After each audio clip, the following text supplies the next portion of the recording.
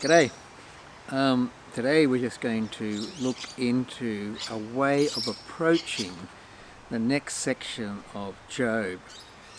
As we move into Job and start reading all the speeches to and fro, one thing that confuses many of us is that Job's friends say things that appear to be true about God while at the same time they are attacking Job. Firstly, for what he says in chapter 3 in the depth of his pain, and then they attack him for the way he defends himself when they're attacking him against, they've got all this moralistic outburst and it just hurts him and riles him up.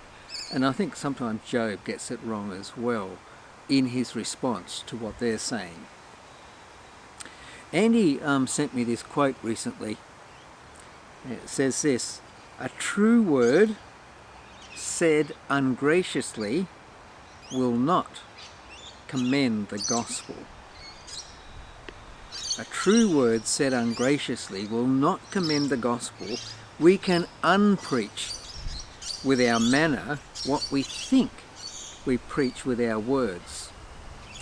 Job's friends were unpreaching with their manner, even when some of the things they say look good on paper.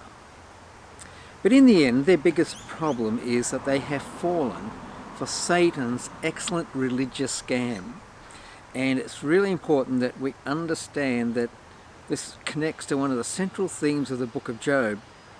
This scam is so successful by Satan that it's even promoted today. It's continuously promoted, it's always been promoted, and it's the opposite of the gospel of grace. So we not only need to know this scam and understand this scam to understand Job, the book of Job, but we need to recognize that it's all around us today, and Jesus came to save us from Satan's excellent religious scam. And the basics of the scam is this. We've got the little diagram there to help you understand what I mean by the scam. But the basics is this: if you do good, good things will happen to you.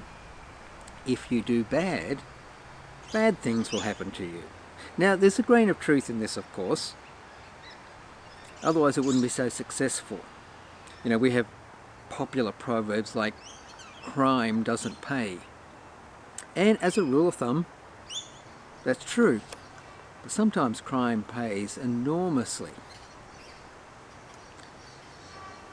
The true heart of this scam of Satan, this Satan's excellent religious scam, the true heart is that it's used often as an ironclad formula that if anything bad happens to you, it must have been because you did something wrong.